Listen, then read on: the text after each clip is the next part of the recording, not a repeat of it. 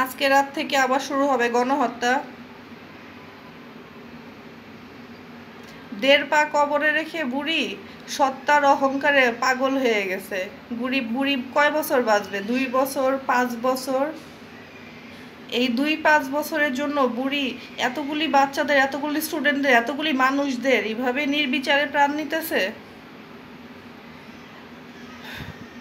বাংলাদেশের ব্যাংকে টাকা নাই, বাংলাদেশের কোনো টাকাই সব শেষ, কারণ সে সব টাকা দিয়ে বাইরে থেকে আর্মস আনাইতেছে, বড় বড় আর্মি হায়ার করে আনতেছে ইন্ডিয়া থেকে, পুলিশ হায়ার করে আনতেছে ইন্ডিয়া থেকে।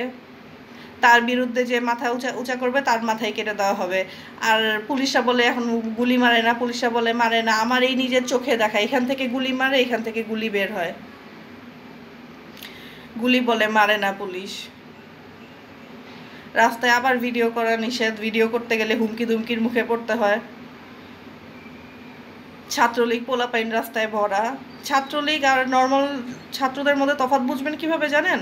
ওদের চোখের দিকে তাকাবেন খালি, আর কিচ্ছু না। বিলিভ মি, ওদের চোখের দিকে তাকাইলে যাদের চেহারা দেখবেন একটা নুরানি ভাব আছে, ওরাই ছাত্র।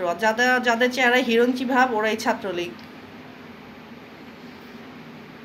আমার খুব কষ্ট লাগে, আমার মানে বুকটা ছিঁড়ে যায় যখন আমি রাস্তায় দেখি যে স্টুডেন্টরা লাঠি নিয়ে, কাঠের লাঠি নিয়ে প্রতিবাদ করতে দাঁড়াইছে।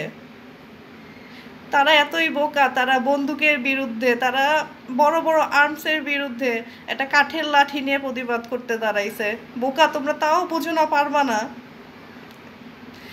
এই রক্ত খেকো একটা শয়তান ডাইনি বুড়ির হাতে পারবা না। সে সব কিছু করতে পারবে, দরকার হলে সে সব জ্বালায় পোড়ায় সব ছাড়খাড় করে দিবে, কিন্তু সত্তা সে ছাড়বে না, পাওয়ার সে ছাড়বে না।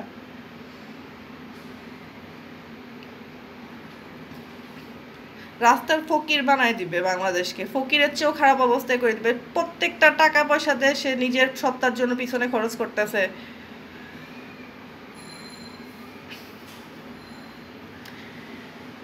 এখন আর কি বলবো, দেখি সামনে যদি বেঁচে থাকি আবার ভিডিও বানাবো, আর যদি না থাকি তো নাই, কিছু বলার নাই। এই এখন মানুষের জীবনের মূল্য আর নাই। হিন্দি সিনেমায় আগে এগুলি দেখতাম, সত্তার অহংকার, পাওয়ারের অহংকার। নিজের চোখে দেখতেছি, এর চেয়ে 10 গুণ বেশি খারাপটা নিজের চোখে দেখতেছি।